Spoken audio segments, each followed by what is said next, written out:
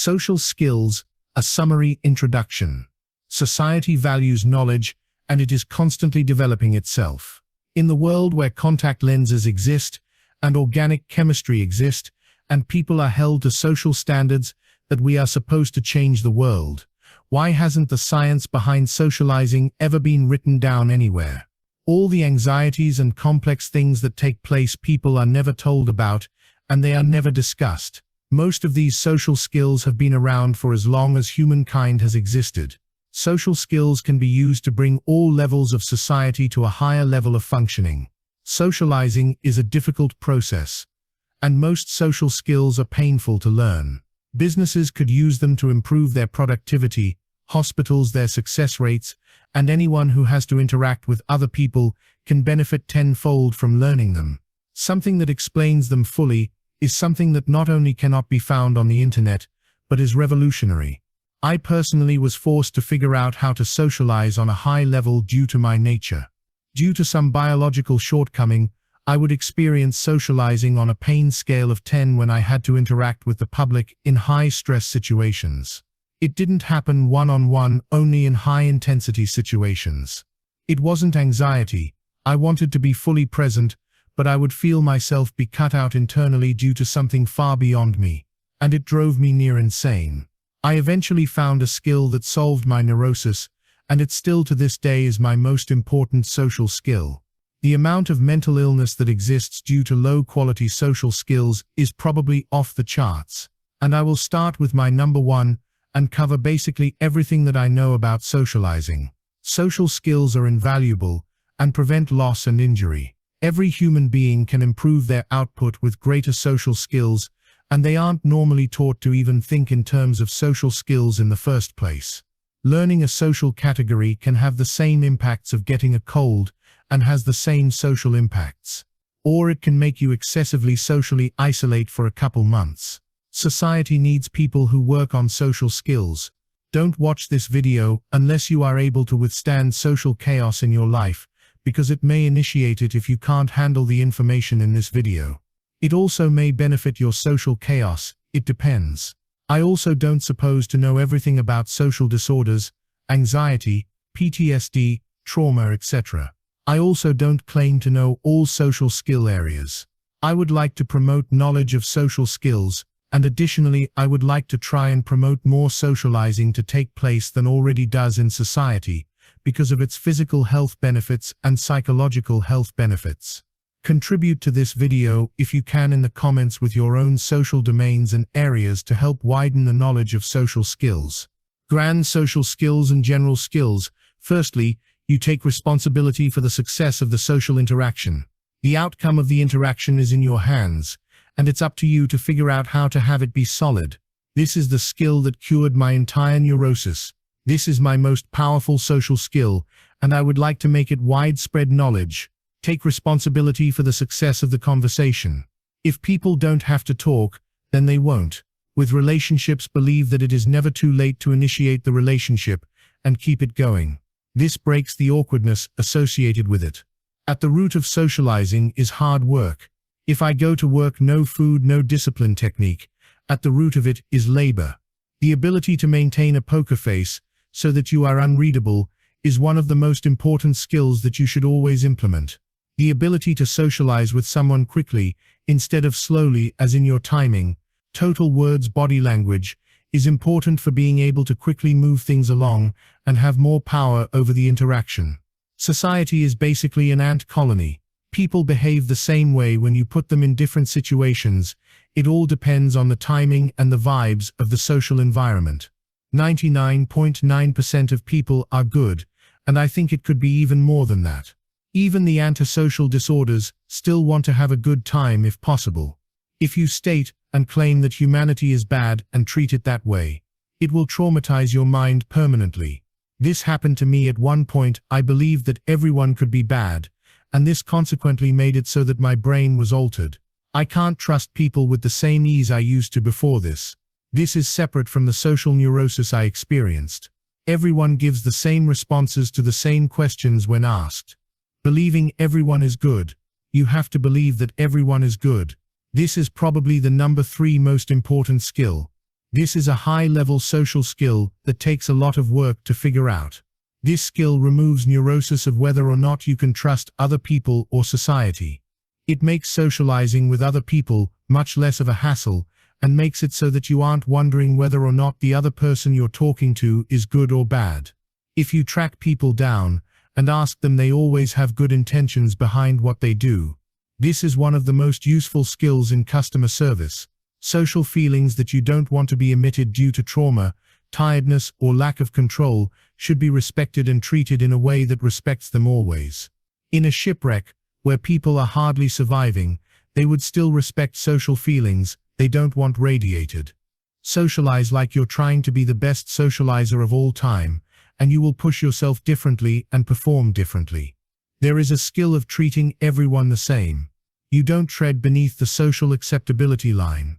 And this means you don't make seemingly antisocial acts or actions that you wouldn't with literally anybody else.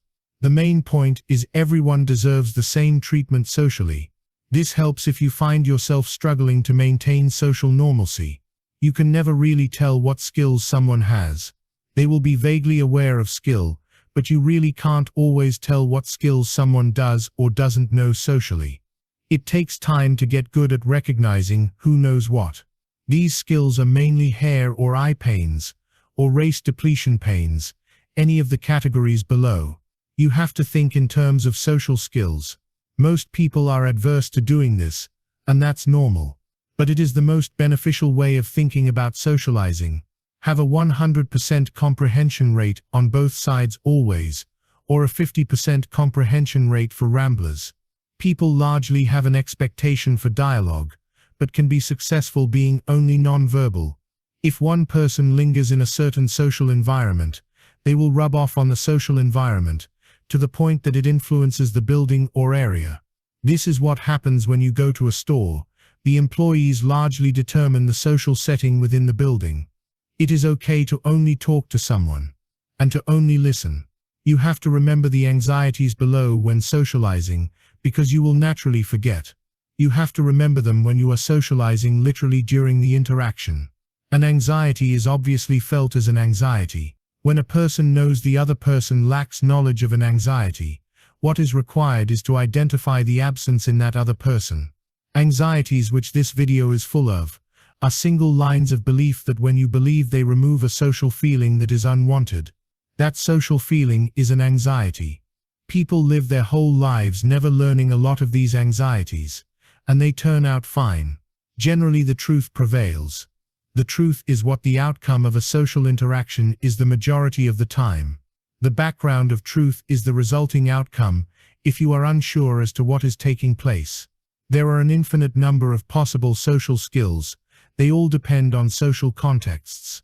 You have to have background beliefs for basically each social skill that you will personally develop. Someone who tries extremely hard will have the possibility to be more successful socially. Reading skills and discipline/work skills help too. Each skill and group below has a bunch of mannerisms and small things which I don't include in the video. Just give me the benefit of the doubt. Socializing takes years to get good at, because there are countless micro-beliefs that you have to learn about and know that are or are not true about socializing. Current reading skill. The ability to process words well influences socializing and can help you socialize. If you track your words per second mentally in your head, you can read with more ease. Use the arithmetic as follows to determine your goals and speed. Words per second times 60 equals words per minute. 2 words per second equals 120 words per minute. 3 words per second equals 180 words per minute, etc. Current discipline. Skill. The ability to work can help your ability to socialize. Inability theory. The inability to work is not something that can be instantly resolved. You have to approach your inability to act as if it is a natural process. If you cannot work, that is natural, not something you can cease doing. If you approach it like this, then you can chip away at your inability to work. You ease into inability and ease out of it. But understand, inability is natural. The ability to perform helps you socialize. AHAP, People are unaware of the performance technique of trying as hard as possible, and so in a social setting, they will flounder like a fish on a deck and be unable to do anything. A HAP is consciously trying to use your mind as hard as possible to perform. You start your competition or performance, and the entire duration of the event you are in this state of trying to use your mind as hard as possible. You have to practice using this technique because you have to learn how to better use your mind. Don't let this technique worsen your performance. This is different from just pushing yourself as hard as you can and results in better results. You can try and push an interaction as hard as you can with a HAP, and it can produce good results. This performance technique is essential for competition and performance success and amplifies it. It is my most valuable performance skill. Psychology bumps. A psychology bump happens when two people are socializing and their feelings and ideas collide at once without them wanting to. It is basically a social neurosis, if you don't know it. And to prevent this, you have to internally be in control of yourself and have the appropriate thoughts for the social interaction. Having to learn this one requires a lot of terrible interactions without understanding what's happening. It will leave you with a psychology bump feeling if you encounter it, and it makes you feel like the socializing is wrong. People always mistake this skill with the concept of intelligence. People can get a psychology bump just by being present in a social setting like a gym and not interacting with anyone. Being tired can worsen this. It's easy to form relationships where you both psychology bump back and forth. Compulsions. A compulsion is an emotional state that is contagious and generated by one person that engages with the other person. Compulsions alter the social setting a significant amount. You can easily spot someone trying to engage in compulsions by them being quiet, and this makes them stand out, and it is them trying to activate the compulsion. Compulsions are either entered into voluntarily or involuntarily, and sometimes unconsciously. The attraction compulsion. This skill is basically something that makes you experience a feeling comparable to attraction. It makes you feel inside that you are experiencing a strong attraction to the other person. Compulsions alter the surrounding social environment, so it will impact your socializing, even if you're not aware of it. It's possible for people to do this compulsion and overwhelm you if you're tired. It seems that if you regard this as sexual, the social vibes are immediately ruined. You have to be respectful if you're not someone who is going to engage in it. The admiration compulsion. This is a compulsion that makes someone seem very outstanding, admirable, and complete. You can easily spot someone trying to engage in this compulsion by them being quiet, and this makes them stand out, and it is them trying to activate the compulsion. The socializing feels good compulsion is similar in a sense to the attraction compulsion, but isn't. It makes socializing feel very good when done. The good sounding compulsion. You can use this compulsion to make your talking or your singing sound more in quality of noise. It's really cool, and it's just a compulsion. The emotionalness compulsion. Movies will use this compulsion to make scenes feel super emotional and dramatic, but it's just a compulsion. The intelligence gauging compulsion used by people to try and gauge other people's intelligence when socializing with them. Thought checking compulsion. Used by people when they are trying to figure out what they should think. They use this compulsion and it makes your own personal thoughts come and leak out of your own head. People will have this compulsion happen involuntarily when they start to worry people will find out what they're thinking. Try and nudge people to not do this since nobody wants their thoughts to be felt. You can also try and get them to just try and be good at socializing. Just make them feel that as a general social presence, the coolness compulsion. This makes you seem excessively cool to a wicked degree. It's just you trying to be cool basically. And people engage in this compulsion with no idea that they're doing it most of the time. The flirtiness compulsion. There is a flirty compulsion that inflicts people and it makes it so that you become extremely engaged and fully immersed into a feeling of being flirty. And this makes it so that you can come off as extremely attractive and appealing. It is a harder compulsion to learn exists. It takes a while. Obviously this makes the environment swayed with an emotional tinge from it and proclivity towards it. The cuddling compulsion makes contact or the physical presence of other people feel very pleasing, is different from the attraction compulsion. The intelligence compulsion. People can use this compulsion to make everything seem super intelligent and feel intelligent. The everyone is attractive compulsion. Used to make everyone in a location or room look more attractive. It impacts the surrounding others. And everyone is interested in each other. Compulsion. A product's a good compulsion for items in a store. Everyone is out of their heads. Compulsion. Used to make everyone feel like they are out of their heads. Everyone is interesting. Compulsion. Makes everyone seem interesting. Acuteness. Compulsion. Acuteness is attractive. Compulsion. The convincing compulsion. People will randomly initiate this compulsion without realizing there is a compulsion there. It makes it so that you sort of control and contort the social sphere, and it is important to know about. Otherwise, you won't be sure why a person seems to have control over the social sphere for no reason sometimes. And everyone is having a good time socializing. Compulsion. A good writing compulsion which authors use in books. There are people who never engage in compulsions, and these people should be spotted as they exist. For these people to best socialize, they should believe themselves socially, that they never do it, and they should believe socially that the other people around them always do it. This is the best cognition to use between people who are engaging in compulsions. This makes you better at engaging in compulsions. You just treat each other as if you both always engage in compulsions. Believed compulsions. Once people learn about compulsions, they will believe a bunch of compulsions exist and try and spot these compulsions in the social sphere. You can spot people believing the below compulsions, but I don't use these when I socialize. There is a weirdness compulsion where you yourself seem weird. There is a compulsion of being impatient, a becoming sad compulsion, a friendliness compulsion. There is a having a laugh compulsion, a being irritating compulsion, a concern compulsion, a gossiping compulsion, a frustration compulsion, a fear compulsion, a panicking compulsion, a trauma compulsion. Intelligence. Intelligence doesn't matter to the extent that people generally think it does. People believe it's important to gauge people's genetic intellects beforehand when socializing. It turns out you can converse with anyone if you have other solid social skills in place. The extent to which people believe intelligence matters is generally overdone. Your genetic intelligence does matter in a long-term relationship sense, but you normally can already tell where and how it matters.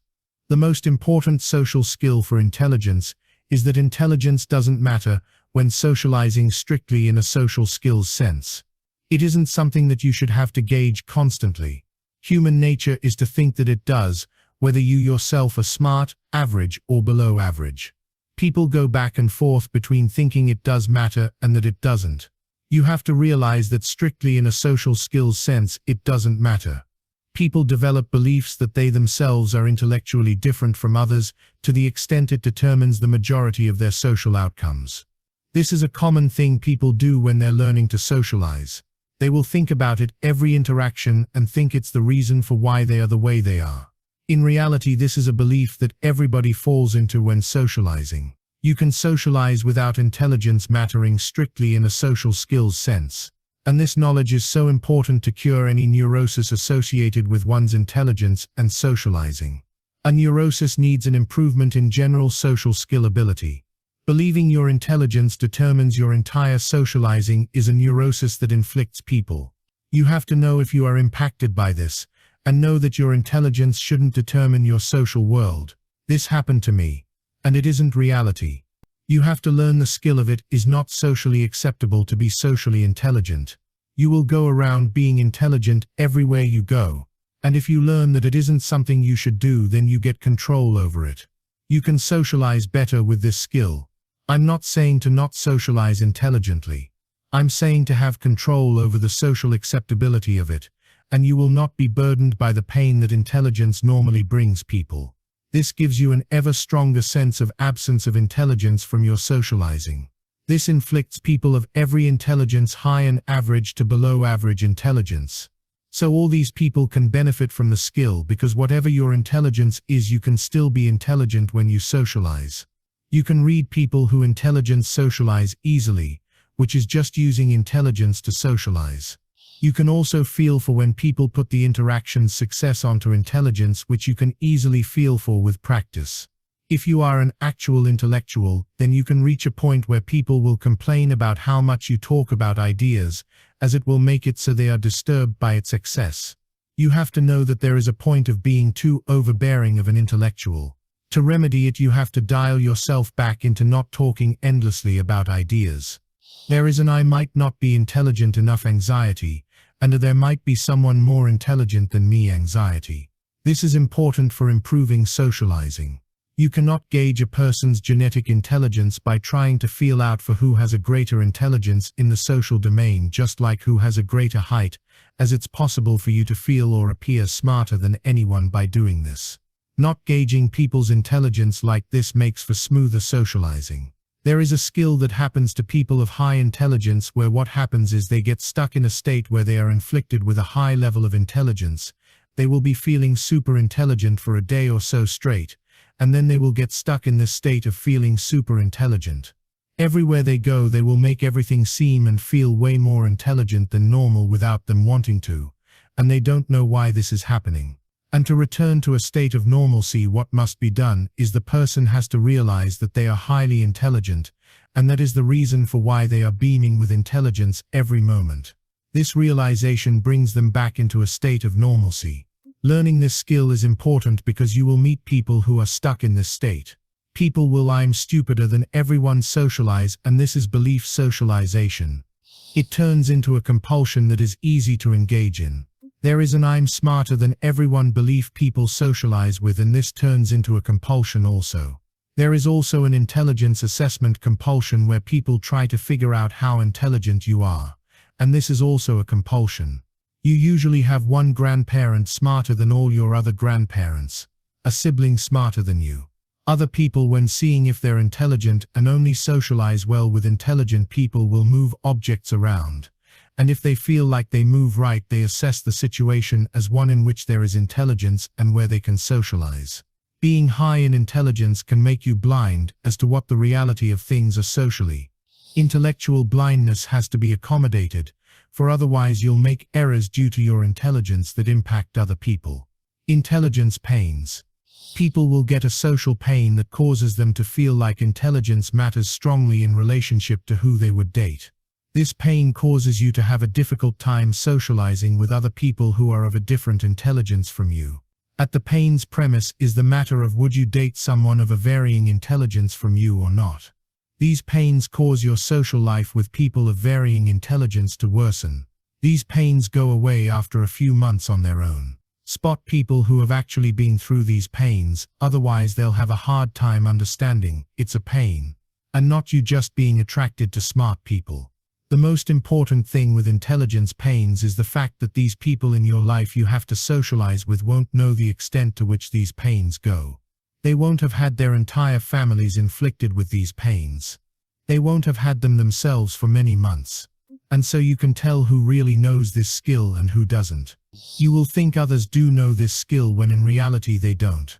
When you try to socialize with these people, you will have a more difficult time than normal because you think they understand the gravity of it, but in reality they actually don't. They think it's just a common tiredness, but it's actually a strong social pain that takes months to go away. You learn to not have intelligence preference during this time. People who only like smart people. Anxiety's definition. Anxieties are single lines of belief that when you believe they remove a social feeling that is unwanted, that social feeling is an anxiety. People live their whole lives, never learning a lot of these anxieties, and they turn out fine. There is a "my intelligence may not be attractive enough" anxiety that you will have to learn with this pain. And everything sounds like intelligence anxiety. And "I could only be attracted to smart people" anxiety. Intelligence pains teach you that you really can't feel out someone's intelligence the way people typically do, and make it so that anyone can appear smarter than you when intelligence gauging. Sleep, food, water, exhaustion, sickness, injury. People sometimes believe sleep is something that impacts socializing and should be read every interaction. This simply isn't true. Sleep does predict your likelihood of having social tirednesses, which are unwanted social feelings that are leaking out of you. There is a thing where people believe sleep to be the limiting factor to all socializing, just like how people believe intelligence to be. Instead of intelligence socializes, these are tiredness. Socializes. This is a social neurosis. These people believe sleep to be the almighty determiner of socializing, just like intelligence can be to some people. This is a rare skill and impacts basically nobody. People will believe that needing to eat is something that will hinder socializing. Food does matter. Most people will struggle to work without having eaten for a long time. Water is another thing that is believed to impact socializing. If you are massively dehydrated, or you just ate an entire day's worth of salt, it can matter. People believe being sick with a cold impacts socializing a lot. It can be something that doesn't matter much or matters greatly. It depends. The big relationship dynamic. If someone accuses another in a relationship of something dramatic, the entire relationship becomes worsened, and so you must avoid doing this at all costs. Not only are these things normally difficult to prove, but it ruins the relationship far more than necessary. It will become something you have to work around every time you're around the person. It is a normal part of relationships, and is a general trend. The main things to understand about the big relationship dynamic are that some people can never be convinced no matter what, and a third party is required for remediation. You have to internally believe that every 1,000 hours of socializing with this specific person you will get better at socializing with them. It will be easy for each person to appear like they believe whatever is being claimed that is outrageous. You have to believe that every 1,000 hours of socializing with them you will get better, and that is how you engage with them regularly. And you can fall out of skill of being able to socialize with these people after too much time has passed. Believe that the background beliefs between both people don't matter for socializing to have less worry when interacting. Similar to thinking intelligence doesn't matter when socializing. Tiredness is its own category of social presence, is a social tiredness. They do not have a backing anxiety. It is felt socially, and it can be anything. They largely have to do with intercourse and anything personal relating to yourself. Any past idea or thought can become a social tiredness, and it's up to you to realize that there isn't a trick to get around them other than being perfectly healthy. To my knowledge, tirednesses traumatize other people due to their unwanted nature and the fact they exist. You have to know how to trauma socialize, which is below trauma socializing. People are unsure of how to treat and regard trauma. This is still an ongoing area of development. I think the best understanding is that even in a shipwreck where people are starving to death, people are still probably respecting and trying to avoid traumatizing each other with their social tiredness. You should try and assume everyone always tries to reduce emotionally traumatizing others from social presences. Don't just unwittingly impose your tiredness on other people, becoming antisocial. If you become antisocial, then you believe other people to cross certain social lines in a serious way.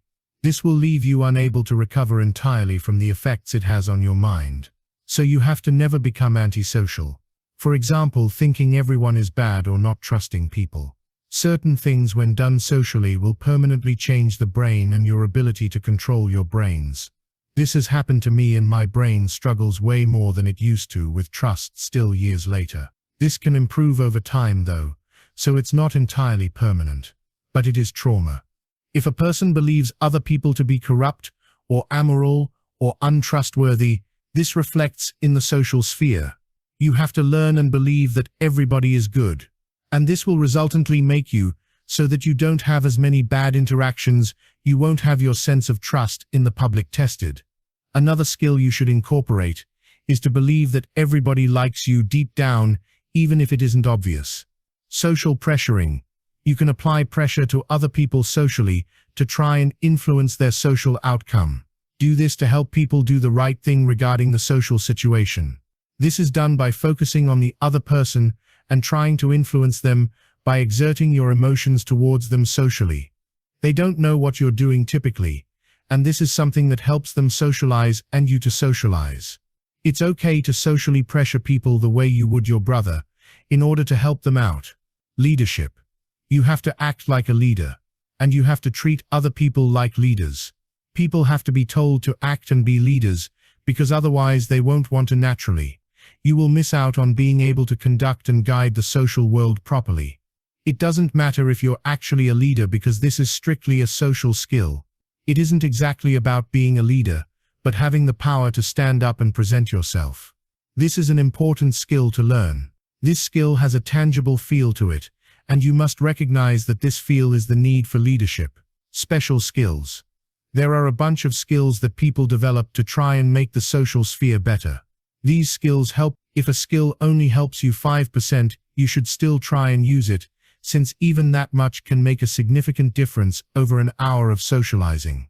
Having your throat aligned vertically perfectly so that you can better use the strength of your voice. Being aware of your breathing. Having good blood flow to your head by keeping your neck and head aligned vertically. Being able to relax. Having self-awareness. How steady you keep your head. How much you relax your body. I believe meditation skills are necessary and take time to get good at.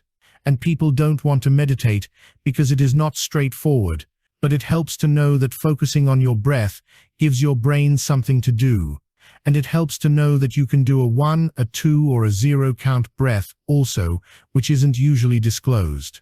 Race depletion pains. People will feel like their personal race is depleting in the social sphere. They will just feel like it, which isn't believing it full-heartedly. It is a normal drawn conclusion and identifiable in people. There is a separate skill where people believe their race to be depleting full-heartedly after seeing so many sorts of couple pairings. And this is a state of being stuck. This is a normal thing that happens, and people have to learn that this is a social skill, and that you can spot this belief in other people. People will then only be attracted to other people of their own race, since they are under the presumption their race is being depleted. This is identifiable in people. They will make the race of their preference seem more attractive in the social sphere for others, since they especially like them. These people are rare to find. Most of the time it might seem like people have race depletion pains, but they normally don't. It just seems like it. The world presents things that you wouldn't be expecting to see depending on what your current state is. Race depletion pains will make people convinced certain features are being depleted, like overweight people or blonde hair, etc. These things are false and are a part of race depletion pains. There are also people who just randomly develop race preferences with relation to who they would date. Never do this because it is wrong and is readable in other people. All of this is resolved when people realize that their races are typically not being depleted the way they perceive. People can then shortly after spot if people are experiencing race depletion pains or if they are attracted to only a certain member of a certain race. Anxiety's definition. Anxieties are single lines of belief that when you believe they remove a social feeling that is unwanted, that social feeling is an anxiety. People live their whole lives never learning a lot of these anxieties, and they turn out fine. There is a white people are being depleted anxiety. A Latinos are being depleted anxiety. A separate skill for other races, Black, Asian, etc. There is an I could only be attracted to white people anxiety, and I could only be attracted to Latinos anxiety. A separate skill for other races, Black, Asian, etc. People get a strong race depletion pains compulsion after having a bad interaction with an interracial couple if they're still learning. Believing something matters. A skill that helps is believing that something doesn't matter when you normally would. People will be looking for ways to get past something that seems relevant and important, in example, large ears, nose, face, having dark brown eyes or dark blue eyes, curly hair, race, gender, incest, autism, height, etc. And the best skill to incorporate is the belief it doesn't matter. These things do matter, but people use this skill to help themselves socialize. Also, it helps to partner this belief with the skill that you believe something will go away. These two skills are sort of partnered. Difficult interaction skill. What happens when a social interaction is highly dependent on someone's features or beliefs? You can run a risk of having a bad interaction due to it. What you have to do is work the interaction as hard as you can to end up making it so you won't have it being bad. This can inflict any social feature or belief someone might have. Competition. There's an I'm going to quit skill. People will quit competitions they otherwise could have won. It is unconscious, and people have no idea why they are losing despite their best efforts. People will quit socially. They'll give up trying and accept the result of the social interaction. It has to be learned for some people, and some people don't quit naturally. It is a required skill for competition. Again, AHEP is a competition skill. It allows you to have the most possible performance. People will simply be directionless at the beginning of a competition or during. They won't know how to configure their mind. They can simply try to exert themselves as much as possible, but this doesn't cognitively open the mind up the way that trying as hard as possible does. AHE helps socializing too, because people will basically not have the power to control or contort the way they need to for a successful time in the social world without it. It is super useful and essential to help people's performance ability. Some people cry when they lose, and it's important to not do this. Socializing variations. People will use these skills to help their socializing. I personally don't use them, but they are common. Belief socializing. They use their beliefs to help them socialize, where they just believe and believe through an interaction. Thinking socializing, where people believe they're thinking no matter what to socialize. Hearing socializing, where people believe they aren't hearing something socially. Believing something is happening socially. This skill is used and you just in your head believe that things aren't actually happening that you perceive, and it helps you to mitigate everything. Eye contact. With eye contact, you just need to make eye contact one time per interaction. You make eye contact that is long enough for both parties to realize it happened. It may contain a smile, or doesn't have to. Some people lose the ability to make eye contact, and this skill helps remedy it. After just once, just try and be comfortable with the amount of eye contact you make. And if you're socializing with the same person for an extended period of time, just once during that extended period of time, it has to happen. If you socialize with two people for an extended amount of time or more, just make eye contact once with each person for that interaction. And that is a sufficient amount. An accompanying smile is optional. The ability to make eye contact is something I lost the ability to do for at least a year and a half. And I did regain it, which was a rough process. I lost the ability to make eye contact while I had a job that was interacting with the public, so it means that there are levels to eye contact ability. Think of it as a handshake. Nobody gets a handshake to be smooth the first time they do it. And you have to think about how you're going to do it. If you worked with the public full time and were around people all day, that would be helpful for eye contact problems. The main help for eye contact problems is an improvement in general social skill ability. A skill of looking people in the eye to help with eye contact anxiety, separate from the skill above. This skill I am currently working on developing. Smiling. Try to present one good smile that is perceived per interaction. This is a good baseline to go off of. Ding-dong noises. A ding-dong is a social noise that is made from two consecutive noises that sounds like a word. Noise is a part of socializing. And socially, when a word falls into this zone of noise, it can stick around in that space due to the intricacy of socializing. There is a skill that helps mitigate them greatly. The skill is you have to swiftly make the social sphere louder or more quiet, so that it wouldn't matter if a ding-dong were actually dropped. You make it so that it is loud enough that if a ding-dong happened, it wouldn't matter, or quiet enough that if one happened, it wouldn't matter. This is the most valuable noise skill. Credit to a person I met that clearly knew this. One ding-donged word is the N-word. And you can make a two consecutive noise sound socially that sounds like this, and people are aware to not make that social noise. People will believe that this two consecutive noise means that word due to systematic racism once they've been around an excessive amount of these noises. They will go around thinking that systematic racism has caused this process to be taking place socially. In reality, it's just a normal noise that human beings make when they're socializing. It is easier to actually make a ding-dong noise around these people because of the fact they think every noise literally means that word. And so it is an important skill to hone because you will meet people stuck in this state. It is very rare to meet people stuck in this state. Sometimes it can seem like someone is stuck in this state, but most of the time people are not in this state and they are just tired, and it seems like it. This skill teaches us to be respectful and considerate of race.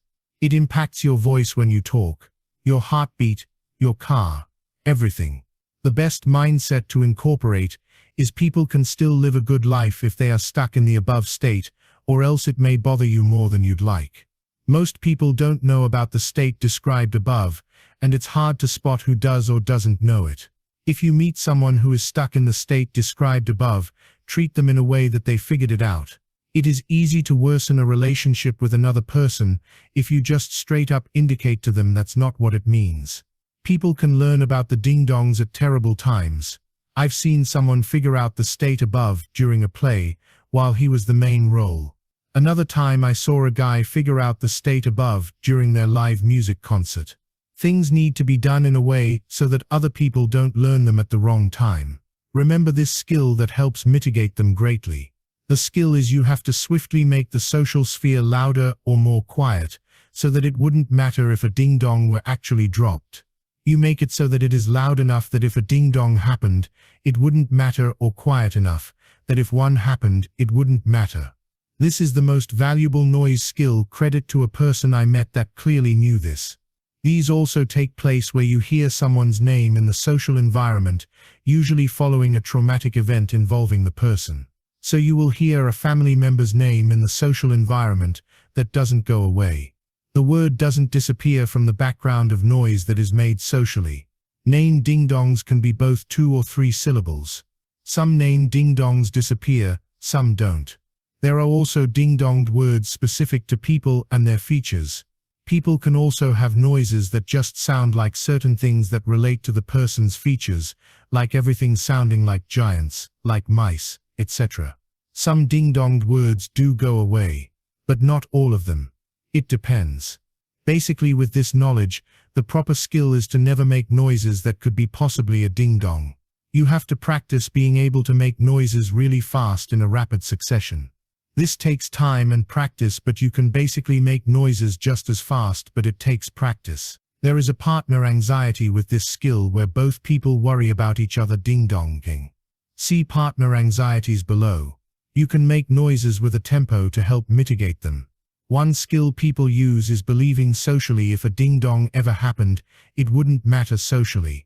Another skill of it does matter if it happened. Socially, that helps with mitigating them. Even more people use. Another thing you can implement is the knowledge that these noises are helped by knowing that when one happens you internally flinch. So you have to manage your physical body in a way that can mitigate this. If you're thinking about how to make something go away, it doesn't help. So don't try and think of how to get them to go away when you're socializing. A skill of making all noises sound pleasant when you make them so noises sound better. This skill I am currently working on developing. Height. Stand up in a way you can stand all day is the best way to have good posture. I also try to look away I can look all day. Anxieties definition. Anxieties are single lines of belief that when you believe they remove a social feeling that is unwanted, that social feeling is an anxiety. People live their whole lives, never learning a lot of these anxieties, and they turn out fine. There is an I might not be tall enough anxiety, that there might be someone taller than me anxiety. It is important for tall people both these height anxieties. Also, and I could only be attracted to tall people anxiety. Probably a skill of standing up tall to reduce height anxiety, trying to keep blood in your back while standing up skill. And I'm super tall state. Tall people fall into where everything is about their height without them trying to, where everywhere they go, everything is about their height without them trying to. They have to learn that they are very tall, and that is the reason they are in this stuck state. People who only like tall people would be rare. Height attraction pains people go through. Attractiveness. There is likely an I'm super attractive state that makes it so that you are regarded that way everywhere you go, that inflicts people just like the I'm super intelligent state. Attraction pains family members go through, with regard to whether a family member is attractive, and you would date them if you weren't related, and of the same age. This is very subtle and not strong. Different languages. The accent with different languages is essential for seeming fluent. For different languages, you only need about 100 words to be able to have a conversation. You just get good at using those 100 words. Gender. It can help to know both what your orientation and gender are when socializing. And it can help to know the other person's orientation and gender. You can't always tell someone's gender or orientation. Never appear socially more attractive than a woman. If you're a male, transphobic or homophobic pains people go through with regard to one thing they've done in the past that may be considered one of these things. This improves over time, and typically goes away. Handle this situation with care. Read Who Knows These Pains. Age. People think age matters when socializing to an extent far greater than it really does, just like intelligence and being tired. Being excessively old does impact the long-term relationship, though. They are more likely to be socially isolated, but also more likely to be laid back since they're retired. In I may not be old enough anxiety. It helps to know you are young versus middle-aged versus old when socializing. Creeping. People will check out other people in a way that makes them uncomfortable. People will leer and stare. So basically anyone can be creeped on, and it will leave an imprint on other people. And it makes it easier to creep on other people if one person is creeping. If someone is creeped out really badly, this makes the person who was creeped out badly start to try and identify creeps, and they start thinking every male they interact with could be a creep, which makes the social sphere reflect this more. These people are essentially creep socializers and are trying to avoid anyone who might seem creepy. And it's important to know this skill because you will meet people stuck in this state. Once they learn that not every male is a creep, then they realize that every instance of creeping on other people does impact socializing more than they knew before. They realize that every instance of someone creeping impacts the social sphere. You can induce creepiness into the social sphere by checking your own self out in the mirror. Someone looking through glass at a group of people on the other side of the glass impacts the socializing of the group on the other side. This is due to the nature of socializing. You can navigate around other people creeping by feeling for when they have their thoughts of creeping or when they are actually creeping. Eye color. Anyone, regardless of their own eye color, will like other eye colors, and this will impact the social sphere, making certain colors appear differently attractive. You have to learn the social skill that if you find certain colors attractive, it influences the social sphere to make them seem more attractive. People develop preference in eye colors, and these people are identifiable if you have the knowledge that people do it. There are people who prefer blue eyes and people who prefer lighter colored eyes. There are people who only like blue eyes, and these people you can identify socially if you have the knowledge that people do it. Though these people are rare.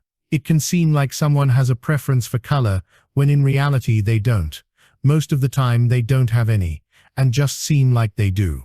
Never have eye color preference. It is wrong and causes bad things to happen socially when you have to go through eye color pains. You could have a family member of a different color, and if you wouldn't date them because of this, it's wrong.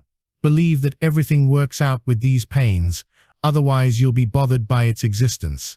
Eye color pains happen when you get a pain having to do with the attractiveness of your eyes. You will go through social pains regarding the attractiveness of eyes that lingers for some time. And you learn to not have preference during this time. And you have to learn the below anxieties to remedy the pains. Anxieties definition. Anxieties are single lines of belief that when you believe they remove a social feeling that is unwanted. That social feeling is an anxiety. People live their whole lives never learning a lot of these anxieties, and they turn out fine. There is a brown eyes aren't as attractive as blue eyes anxiety. A green eyes aren't as attractive as blue eyes anxiety. A brown eyes aren't as attractive as green eyes anxiety. A hazel eyes aren't as attractive as blue eyes anxiety, etc. And everything sounds like you're talking about eyes anxiety. An eye could only be attracted to blue eyes anxiety. A blue eyes have a better time socializing than brown eyes anxiety. A people with blue eyes have a better time socializing than green eyes anxiety, etc. It's easy to have an interaction with someone and think they have the wrong eye color at the end of the interaction. I recommend not excessively looking at them, but sort of looking at them for their eye color. Or just get good at reading the body language differences. Hair.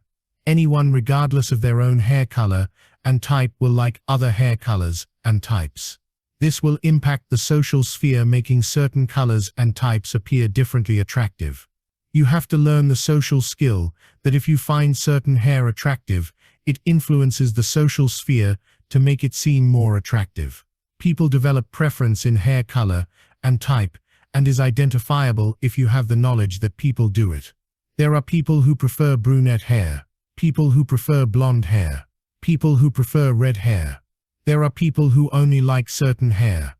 There are people who only like blonde hair. There are people who only like red hair, people who only like straight hair. You can identify these people if you have the knowledge that people do it. Though these people are rare, it can seem like someone has a preference for hair when in reality they don't. Most of the time they don't have any, and just seem like they do. You should never have a preference in hair color or type. It is wrong, and will cause bad things to happen socially when you go through hair pains. You could have a family member with a different hair color or type, and if you wouldn't date them because of this, it's wrong. Believe that everything works out with these pains, otherwise you'll be bothered by its existence. You will go through social pains regarding the attractiveness of hair that lingers for some time, and you learn to not have preference during this time. Anxiety's definition. Anxieties are single lines of belief that when you believe they remove a social feeling that is unwanted. That social feeling is an anxiety. People live their whole lives never learning a lot of these anxieties, and they turn out fine. There is an I could only be attracted to blonde hair anxiety, only attracted to red hair anxiety. A curly hair isn't as attractive as straight hair anxiety. A brunette hair isn't as attractive as blonde hair anxiety. Red hair isn't as attractive as blonde hair anxiety, etc. Race birds provide us with good guidance as to how to live. There are countless birds of every color, and they all are great. Believe that race doesn't matter when socializing to have more ease when socializing with people. This is a social skill where you try and not let race play into the interaction a lot.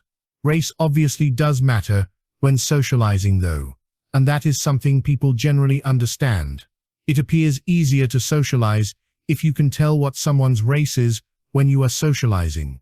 I didn't want to operate in this manner, and nobody does initially, but it seems to provide for an easier time. It helps to know both your own race and the other person's. So know your own race and practice being able to tell other people's races. But you can't always tell someone's race, obviously, as the world is vast, and there is a lot of diversity within small communities. Practice telling who is biracial or multiracial. Some people don't want you to know their race. There is a race determination compulsion that happens that makes you feel for what race people are. There are anxieties depending on the racial and social context relating to the attractiveness, intelligence, and quality of socializing that exist between races like eye and hair skills. People, when learning to socialize with the public, have to learn that having racist thoughts that are seemingly harmless in their own heads are not something you should have when socializing, because it is a skill you have to learn. Basically, if you are having these thoughts, it is identifiable, and so you shouldn't do it even if it's just in your own head. All people have to learn this skill. And I'm racist anxiety. Everything sounds like race anxiety. Everything sounds like the N-word anxiety. And I could only like white people as a people anxiety. And I could only like black people as a people anxiety. One for each race, etc. There is a skill where people believe other people to say racist things. You have to spot other people who believe this. Probably happens after people hear something racist. A skill where people believe that other people are racist. You have to spot other people believing. Probably happens after someone experiences racism. Some people only like white people as a race, and this is recognizable in other people. It is exceedingly rare to find people like this though, and so you shouldn't try and spot it. There is a things feel racist compulsion. It can be more difficult to make out what people are saying when socializing in a group of people of a different race. If someone is biracial or multiracial, they normally still strongly identify with each race they are, and you should also make sure to identify them with each of their races. If one person in the room is attracted to any race in a strong fashion, it will make that race stand out socially when they enter the environment with no socializing done, simply just by entering. If one person of a certain race in a room is maneuvering their appearance for themselves to appear super attractive, it will make other people of this same race appear as attractive. Though people are generally aware of this, The same thing applies if they're acting intelligent. There are I've been racist pains people go through where they have a spontaneous social feeling emitted of them being racist since they have done one thing in the past that may be considered racist, but these pains go away after several months. Know who knows these pains and who doesn't. A thing people go through where it seems like they are thinking the N-word. This improves over time. Handle this carefully. There are tiredness that can make you seem more like a different race, or make people seem more like races different than they are. Handshakes. For a good handshake, aim with your pointer finger for the space right behind their pinky knuckle where it's fleshy. Don't over-squeeze their tendons so that they bend. People will go for a hard-to-catch handshake where you have to catch their hand. People with bigger hands, you have to cuff your hand beneath theirs more than you normally do, otherwise you'll miss. When doing a dap, you aim for their thumb with your thumb. Constant thinking skills. People fall into a constant state of thinking something over and over again, and it impacts the social sphere. These states are similar in their presence to a compulsion. A state of thinking that they are smarter than everyone. A state of thinking that everyone is untrustworthy. A state of thinking that the worst thing possible is happening. If you sit there and constantly believe that the worst thing possible is happening, it will inflict the entire social sphere to reflect the worst thing possible happening. You must spot people engaging in this state belief. It has strong impacts. I once engaged in this at a stadium, and the entire social domain turned from one where nobody was getting hurt and the game was good, and then I fell into this state, and then everyone on the field started getting injured, upset, and it turned into a bad game. There was something like 12 injuries that happened in that game after I started engaging in that state. Irregular social skills. Some skills aren't exactly antisocial, but they are an absence of social regularity and recurring. People will develop a skill that is just having the social interaction heedless of anything. So they will just have the social interaction, and it causes people to act strangely and unreliably. It causes social disruption and should be spotted and removed. This is done by people who have an extremely difficult time socializing. They are unable to socialize successfully, and so they just start having the interaction no matter what. You can spot people who do this. Don't just have the interaction, it is social chaos. There is also a skill of just having the conversation that people will have when they struggle greatly to talk. You have to not just have the interaction, you have to think and have a controlled, well thought out conversation generally. People will talk and randomly start to talk really loudly and sometimes in a yell, and it is something that has to be noticed, otherwise they will do it without recourse, and you won't have expected it. People will randomly bring up things that they shouldn't bring up. They will bring it up without any reason or premeditation, and so you have to spot people doing this, otherwise you're going to endure something that you otherwise shouldn't be enduring. People will talk non-stop, and it isn't that they are trying to as a goal, rather they do it unconsciously without realizing it. And this causes them to do it non-stop, and unless you can realize that it is a thing, you'll not be entirely sure as to what is going on or how you yourself should talk. Anxiety's definition. Anxieties are single lines of belief that when you believe they remove a social feeling that is unwanted, that social feeling is an anxiety.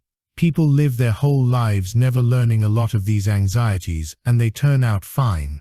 Body, not sure. My body isn't attractive enough. Anxiety. Disability, not sure. Speech, and I have a speech impediment.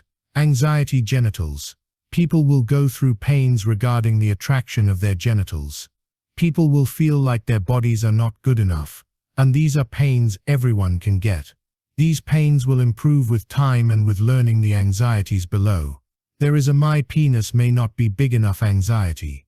Though there might be someone with a bigger penis than me anxiety.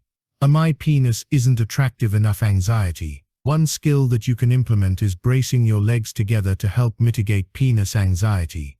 This helps by making you think about your penis less when it's cold. And everything sounds like you're talking about penis anxiety. And everyone has big penises compulsion. People use, my vagina might not be good enough anxiety.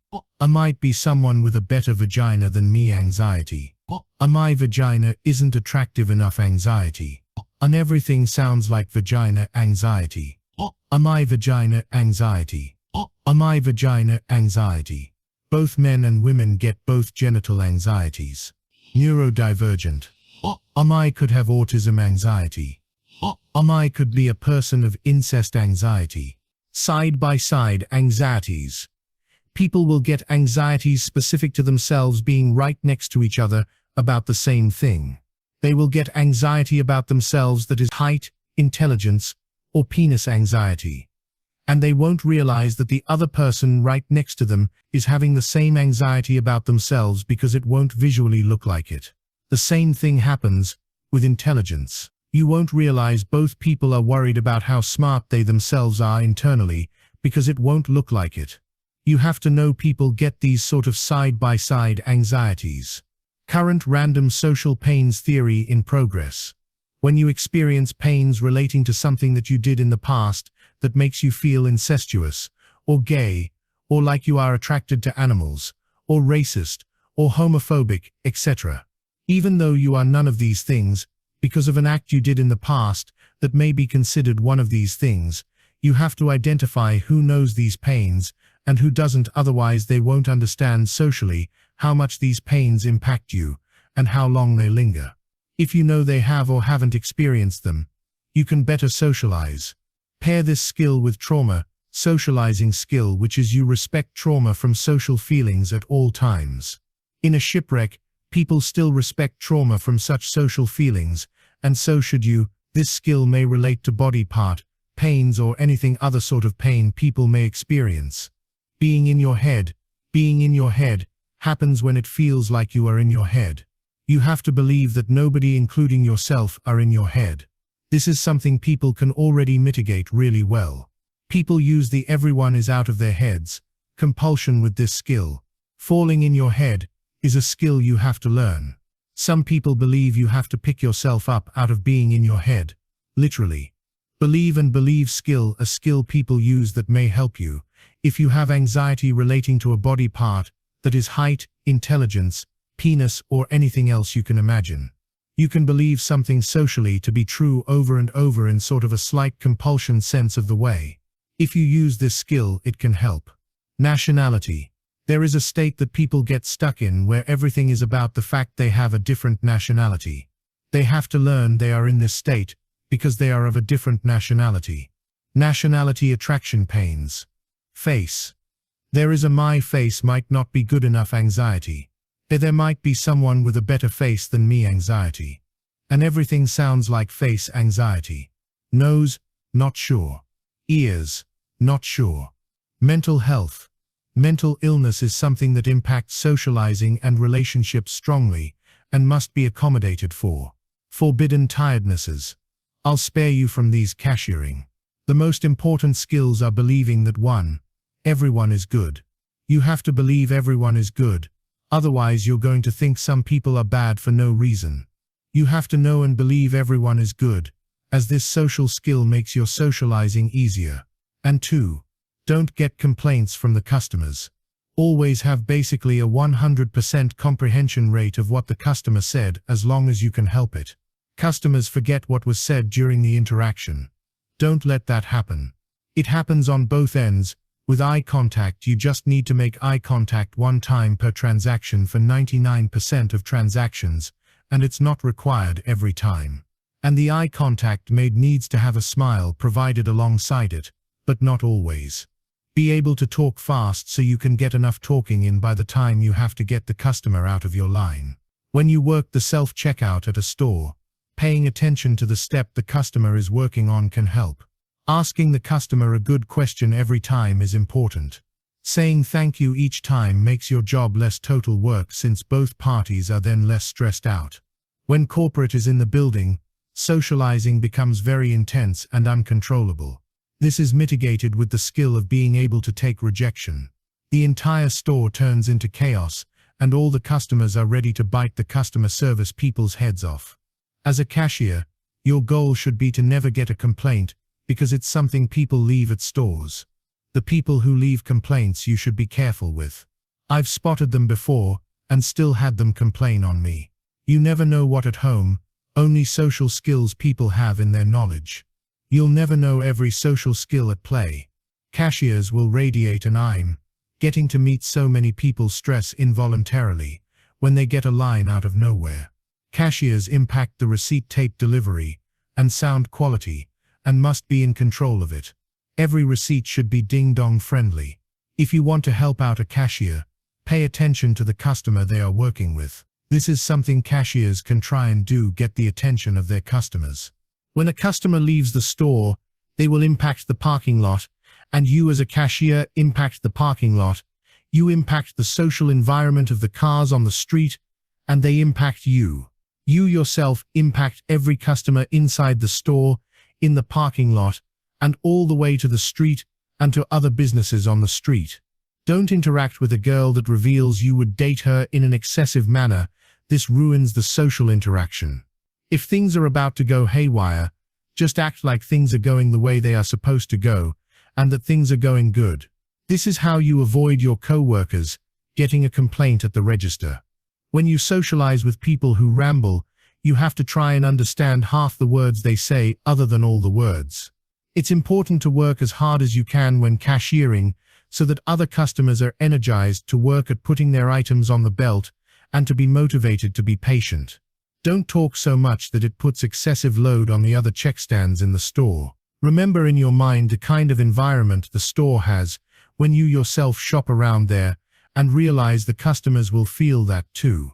You have to give people a buffer socially. This means that you have to give people a social acceptability protection for the words they might say sometimes, but not always. Literally every person in customer service thinks they're smarter than most people, which is impossible. This is important for you to know to avoid a neurosis. Cashiering complaints is keeping the receipt from me when I'm trying to leave. Threw the receipt at me, called me dude. Isn't smiling. Hates their job. Non-verbal skills. You can be bad at being non-verbal. You will be present in the room and appear strangely out of place compared to everyone else socializing. You will seem angry and unwilling to socialize. You have to work your non-verbal ability to avoid this happening. Be able to socialize with other people without ever talking to them, while from a distance. But don't come across directly as if you are socializing with them. Like you are allergic to a cat and can't pet it. You can still socialize from a distance without talking. Current theory being worked on: always save enough energy while socializing to be able to always appear friendly, happy, in a good mood. If you do save enough energy to be able to do this, you will have more control over how you are presenting yourself socially. Understanding you sometimes have to work as hard as you can when socializing, and understanding you may still not get your desired result. How people hurt each other's feelings, make mistakes. Being able to talk while another person is talking in a way that isn't interrupting in order to help guide the conversation. Drugs. Most drugs and alcohol can still permit adequate socializing, though these things also result in bad things happening. Bad social subjects, gambling, drugs, death, are all things people have had issues with in their personal lives. Their entire lives will have been changed by these things, and so they will never want them brought up when having a social conversation, and so you should avoid these things. In example, a family member died, or was addicted to one, and still is. Traumatic events, these bring out social tirednesses you've never thought would, and throw off everyone's circadian rhythm. Social tirednesses are rampant. Niche. People go through periods of time where they don't eat healthy, and it makes it so they have to use the bathroom a lot. Their rears itch and their stomachs hurt. You have to eat a healthy diet to get past it. It's like your stomach becomes inflamed for an extended period of time. People will complain about you if you act like a pest towards them. If they are your roommate, so you mustn't be a pest towards them. Human beings absorb noise and produce noises the same way that inanimate surrounding objects do. If you can't hear people well, tell them to speak up. You have to learn to not cry socially. You will have something happen that makes you feel like you want to cry. But you have to learn to not cry socially. It will make it easier for other people to cry if you do so. There is a skill of having a mental breakdown where you cry without having any control over it due to some stress in your life. Then you get upset at other people sometimes and inflict your emotions on them. You also want to socially isolate, and others will have no idea you're upset and linger around you. You must be aware of this skill. People reveal their life status to you when you socialize with them. They reveal their character and their strengths and weaknesses. When learning a social pain, or just socializing, there are certain common thoughts that are easy for people to randomly have, and so you have to know when you are having one. If only men are trying to appear socially as attractive, and they've been in the room for a while, then it will be easier for men to appear as attractive, same with women, and same with race. If only one person is checking out people's bottoms, or breasts or faces in the social sphere, then it will be easier for other people to check out the same things. This is due to them both doing it and having social thoughts about it that influence the room and you. If someone wouldn't date a person of lower intelligence, this reflects in the social sphere and is readable. Less intelligent people seem less intelligent, and more intelligent people seem more attractive. If something significant happens between two people, the entire social environment reacts with a wave to it. If one person engages in a reckless motion in the social sphere, it increases the probability of another person doing reckless stuff. Someone throwing something in the trash can intensely. You socialize with people when they are in other rooms from you, due to the physical particle essence of socializing. And you can socialize with your neighbors when they are in their houses. You impact the neighbors and your neighbors impact you socially, based on their social presence. People are large mammals, and this is what happens as a result. You can spread one of these anxieties to your neighbors in their own houses, without ever engaging with them. If you just start talking to a girl, and you're around your family members, you will give off an energy that you are dating someone that they can feel. I think there may be lots of skill like this, that you just randomly radiate with no precaution. A skill where people randomly seem rich, have to learn how to socialize with important people like celebrities. They will leave you feeling weird after they leave. If someone is having thoughts of racism, this can be detected in the social sphere. When exiting a space in the open, it has to be done well, like a handshake. Always stay on the outskirts. Don't go right into the social chaos when there are new social domains being learnt. Contort your voice so you sound like you have a good voice when needed. Remember, some people will act antisocially, and there's nothing you can do about it. They will do something there is nothing you could have done to prevent it. I always try to remember this, and it helps when something goes away I don't like. If you practice talking in the mirror, it helps you when you have to socialize with other people. You will notice what sort of feelings and presences linger that are just from you. This is an important skill to practice and realize. You learn what is just in your head, and what is in the social sphere. You impact the social sphere as far as you can bear, which is miles. If someone is engaging in multiple social environments, they will have a certain sound to it where they aren't fully engaged with just you. Some people need to use earwax removal medicine to hear better. Be able to accept being rejected to be good at a sales job. You have to be okay with other people rejecting you socially, and be accustomed to it. There is a lying feels good compulsion.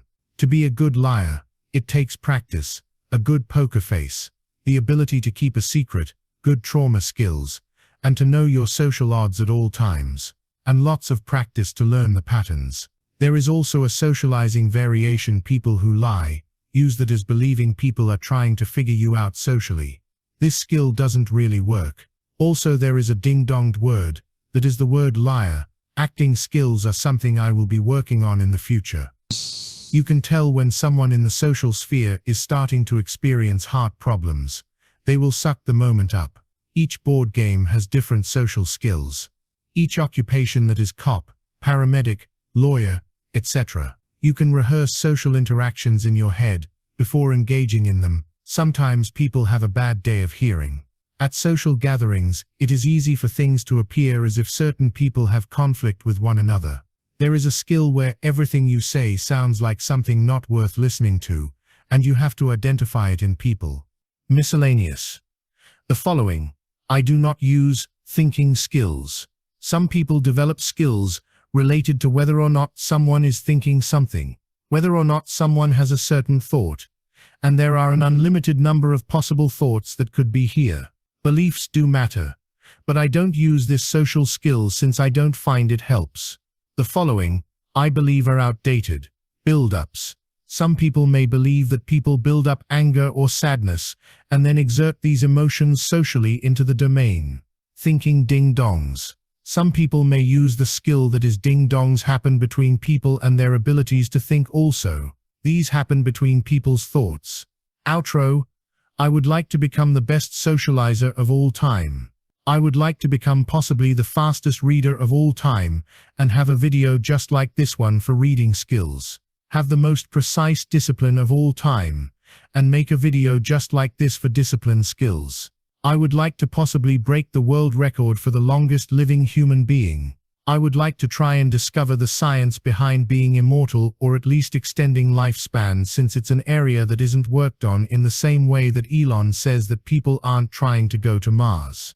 Society doesn't realize that these are all areas that can be brought up in life. Our world should be dedicating thousands and millions of dollars towards developing more social theories like the ones above, but it doesn't. My quest is to further develop social skill theory and inspire other people to take up this also. It's surprising the above subjects aren't recorded anywhere. Hopefully you can improve your personal life with the above knowledge. I also hope that the knowledge helps the world be a better and more informed place.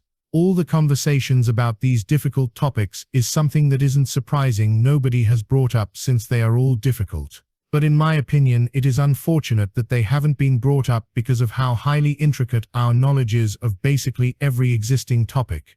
There should be scientists around the world working on the above social skills.